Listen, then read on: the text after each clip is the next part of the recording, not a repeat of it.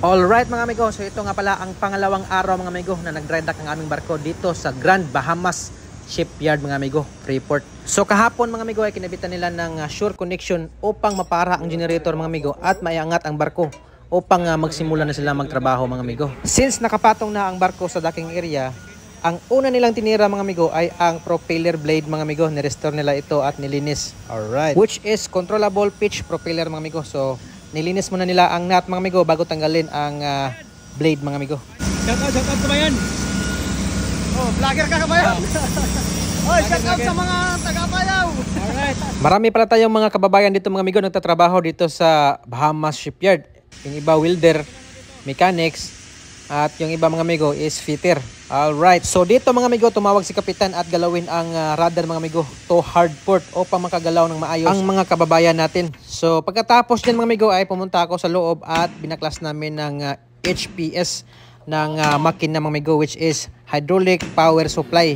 Ayan, yung accumulator. Tinanggal namin mga amigo at palitan namin ng diaphragm dahil judit na rin sa kanyang PMS. Sa mga gustong manood mga amigo kung paano baklasin at palitan ng diaphragm itong ating HPS mga amigo, meron akong video niyan mga amigo, which is hindi kompleto pero marami kayong matututunan doon mga amigo. Alright. Yun, right. Tanggal na. So ito na yung itsura niya. Punasan natin. So busy talaga tayo dito sa dry dock mga amigo dahil kailangan natin tapusin ang mga nakalistang maintenance mga amigo. Alright. So dito naman sa labas mga amigo ay busy naman ang ating mga kababayan mga amigo nag-blasting upang maibalik sa dati ang ganda ng ating barko mga amigo. So ayan, gumamit sila ng water jet blaster mga amigo. Napahanga ako sa kondisyon ng ating barko mga amigo dahil kunti lang ang kumakapit na barnacles sa hull niya.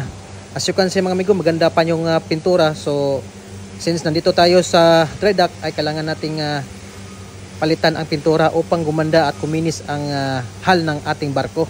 Karaniwang natatrabaho dito mga amigo dito sa Grand Bahamas Shipyard mga amigo ay ang ating mga kababayang Pilipino mga amigo. Handang magsakripisyo upang matupad ang mga plano sa kanilang pamilya. So ito nga pala ang isa sa common jobs kung ang barko ay nasa dry dock mga amigo.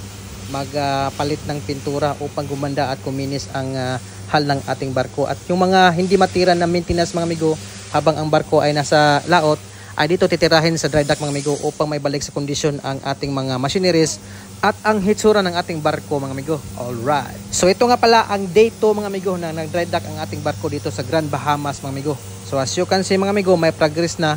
May mga natira na silang mga maintenance mga amigo, which is ang ating pitch propeller at syempre mga amigo ang ating hull mga amigo. Pagandahin nila mga amigo sa tulong ng ating mga kababayan. Alright.